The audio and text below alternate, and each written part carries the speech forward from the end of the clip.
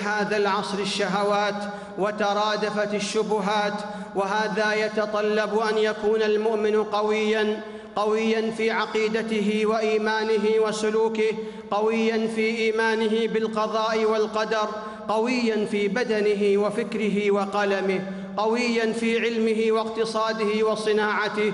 قال صلى الله عليه وسلم: المؤمن القوي خير وأحب إلى الله من المؤمن الضعيف، وفي كل خير. رواه مسلم. حجاج بيت الله في رحاب هذا المسجد والمسجد الحرام، بل في كل منسك من مناسك الحج، ترى واقعاً غير مشهود، فالأجساد تقاربت والقلوب تآلفت والشعائر توحدت والمشاعر تهذبت. إنك ترى الأمة الإسلامية في أسمى معانيها كأنهم أغصان متشابكة تنبثق من دوحة واحدة، وألف بين قلوبهم. لو أنفقت ما في الأرض جميعاً ما ألفت بين قلوبهم، ولكن الله ألف بينهم، فلا عنصرية ولا عرقية.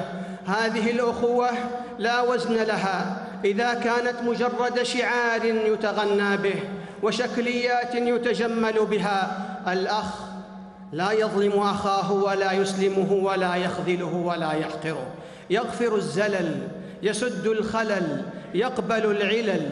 قال إبراهيم النخعي: لا تقطع أخاك ولا تهجره عند الذنب، فإنه يرتكبه اليوم ويتركه غدا. الأخوة عباد الله تقتضي كفالة الأيتام، رحمة الضعيف، إطعام الجائع، مواساة المريض، توقير الكبير، مساعدة العاجز والمعاق، الاستجابة لصرخات المستغيثين وتفريج كرباتهم.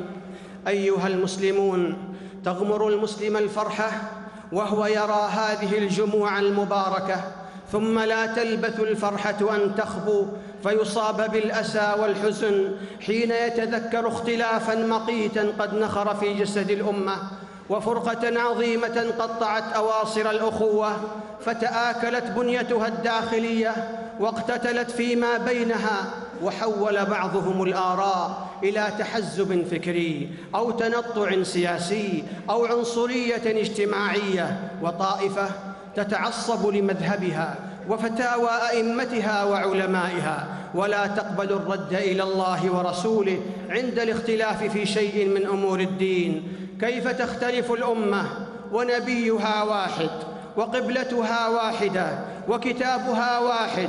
قال ابن عباس رضي الله عنهما: إنما أنزل القرآن فقرأناه وعلمنا فيما أنزل، وإنه سيكون أقوام يقرؤون القرآن ولا يدرون فيما أنزل، فيكون لكل قوم فيه رأي، فإذا كان كذلك اختلفوا، أي أنهم اختلفوا بسبب الجهل. قال الله تعالى: ولا تنازعوا فتفشلوا وتذهب ريحكم.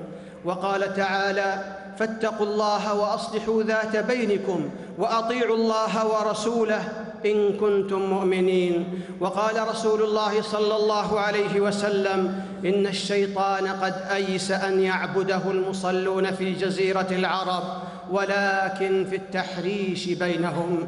وقال صلى الله عليه وسلم: لا ترجعوا بعدي كفاراً يضرب بعضكم رقاب بعض. ودورنا العمل على وحدة الأمة ونبذ الاختلاف وتعميق أواصر العلاقة بين المسلمين.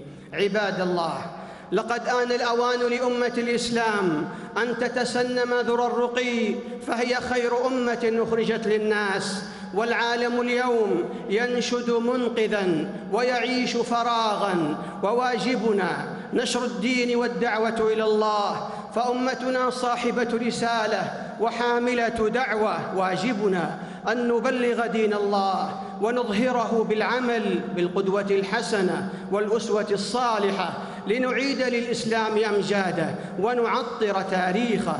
إن صلاح المؤمن هو أبلغ خطبة تدعو الناس إلى الإيمان. قال الأوزاعي رحمه الله: إن المؤمن يقول قليلاً ويعمل كثيراً، وإن المنافق يقول كثيراً ويعمل قليلاً.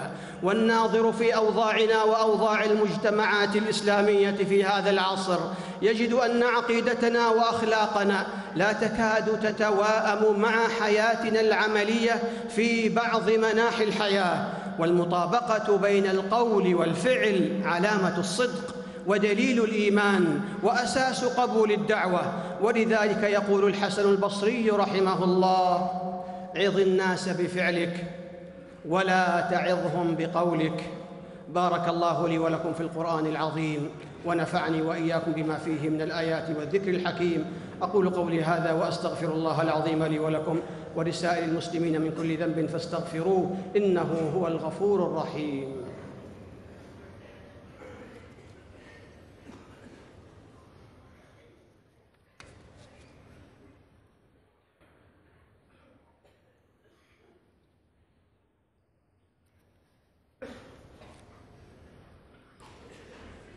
الحمد لله على إحسانه، والشكر له على توفيقه وامتنانه، وأشهد أن لا إله إلا الله وحده لا شريك له تعظيماً لشأنه، وأشهد أن سيدنا ونبينا محمداً عبده ورسوله الداعي إلى رضوانه صلى الله عليه وعلى آله وصحبه وإخوانه. أما بعد، فاتقوا الله حق تقاته. يا أيها الذين آمنوا اتقوا الله وقولوا قولاً سديداً يصلح لكم أعمالكم ويغفر لكم ذنوبكم، ومن يطع الله ورسوله فقد فاز فوزاً عظيماً.